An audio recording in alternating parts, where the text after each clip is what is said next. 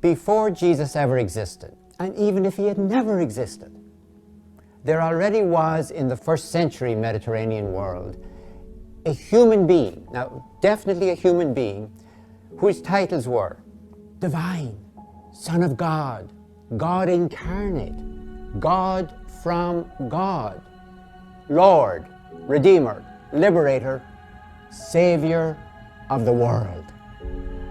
Those, as no doubt you know, were the titles of Caesar the Augustus.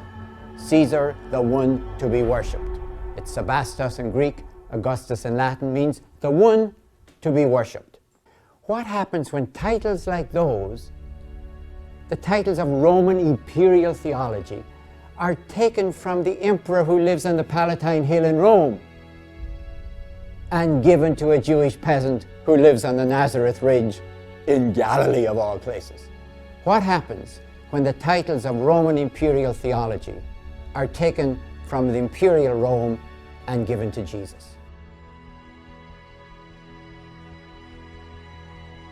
Octavian is master of the world.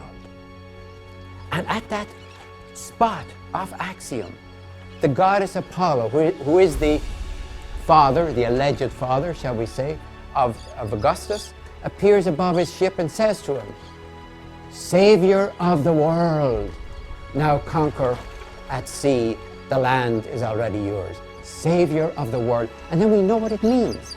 He has saved the Roman world from absolutely destructive civil war. And Julius Caesar appears to him and says, you are of my blood. This proves it.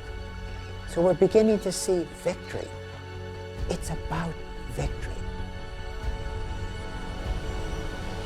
If you don't know Roman imperial theology, you will not be able to understand Christian theology, Pauline theology, New Testament theology, because it is set over against it.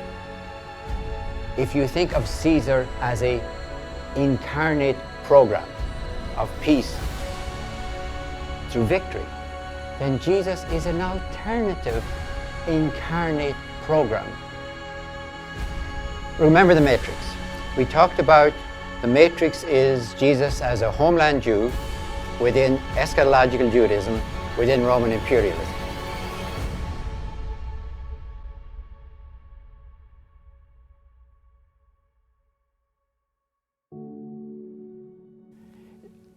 The glue that held the Roman Empire together was Roman imperial theology. The emperor was divine.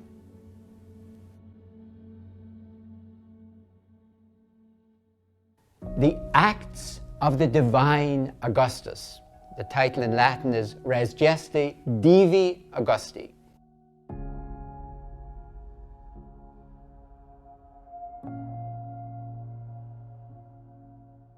Because for the Romans, like the Greeks before them, there were human beings who could be raised to divine status.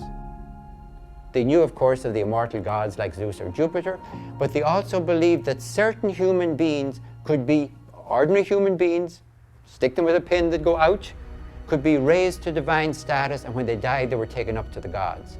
If they had done something of extraordinary value for the human race.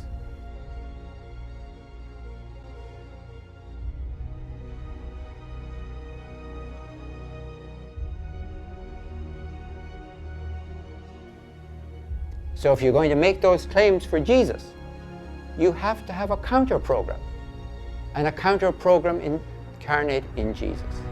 So when you look at Roman Augustus, anywhere you look, the temples, the shrines, the inscriptions, the coins, the only mass medium of antiquity. So you're getting a message from the coinage as a whole. There's only one expression on the coins. All it says is Caesar DVF in Latin, Caesar, Son of God.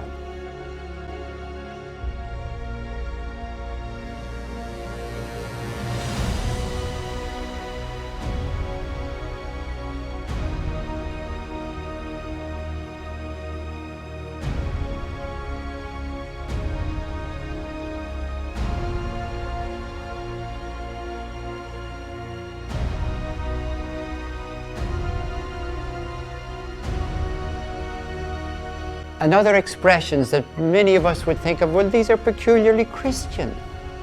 And we're going to learn they were really Roman imperial titles, expressions, even expressions like gospel, for example, or even remission of sins, even epiphany. Words like that came out of the Roman matrix into the Christian matrix. They're never just talking about the Mediterranean or Italy or Rome. They're talking about the whole world has been saved by Caesar, as we saw at Actium. So the birthday of Caesar, they say, is good news. Gospel, euangelia, the word we use for gospel. The birthday of Caesar is good news for the whole world. His epiphany has not just brought peace out of war, but creation out of chaos. So as you read this inscription, you almost see the whole theology, the whole Christian theology coming at you out of Roman imperial theology.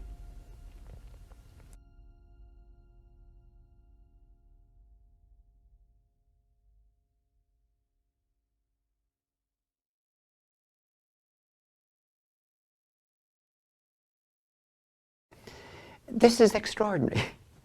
We thought that Paul invented the term a new creation just for Jesus. We thought that the idea of calculating time, as Christians do, that goes with Christianity. This was already there. Time and place belongs to Rome. Time and place is incarnate in Caesar. Caesar, the Son of God. The Son of God. And it's exactly the same word, of course, in Greek that Son of God is all over the New Testament. Theouios.